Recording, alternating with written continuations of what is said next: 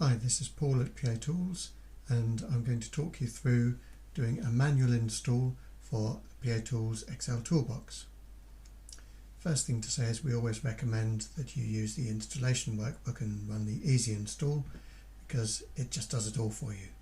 But if you prefer to have control yourself and or this fails, it may be that this fails because some antivirus and firewalls actually prevent Excel from downloading files in the background. Then you can use the zip download over here to install it yourself. So there's two options depending on which version of Excel you use. Most people now use Excel 2007 or later, so you click on that button and your software will prompt you either to open it or save it.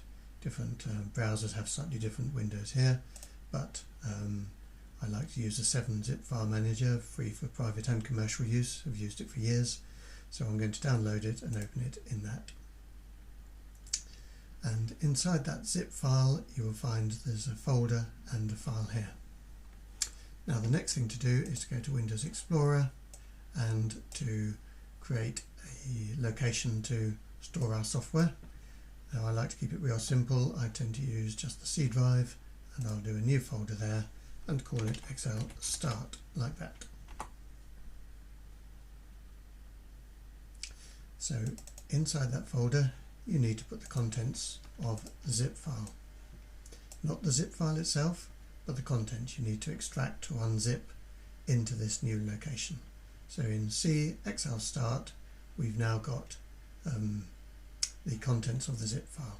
So we can close that down, and if we click on there we can copy that onto the clipboard, which can be useful in a moment's time, especially if you've put it somewhere more complicated than this.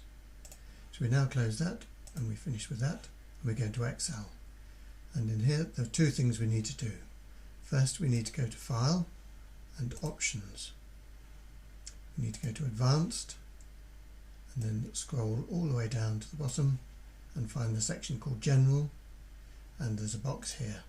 At Startup, open all files in, and there we can paste C:\Excel Start, or you can type it in.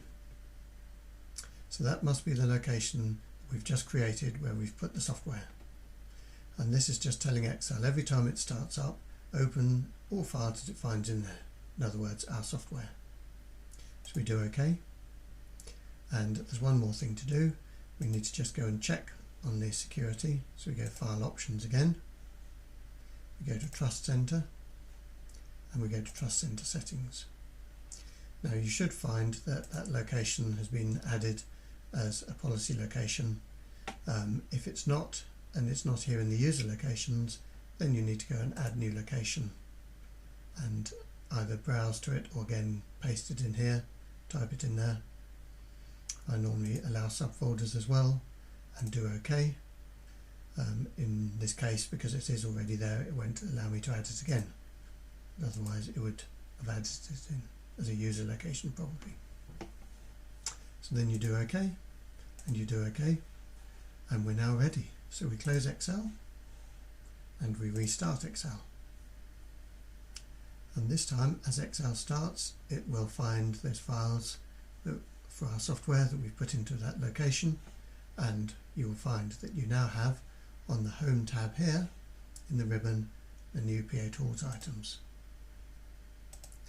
There's also a toolbar which may be floating here and will need docking up here if you wish, with certain items on it, and there is a PATools ribbon appeared with all those same items from the front tab.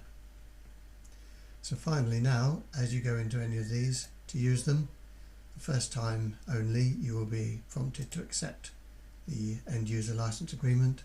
There's a short introduction here, the detail down below if you want to scroll down and read it all. So we do OK, and you'll be asked, do you use Microsoft Outlook for emails? If you do, you'll find you have much more advanced functionality you can use in our software later on. So we'll say yes. The software is now running under an evaluation license, ready for you to test and play with. Thank you very much for watching.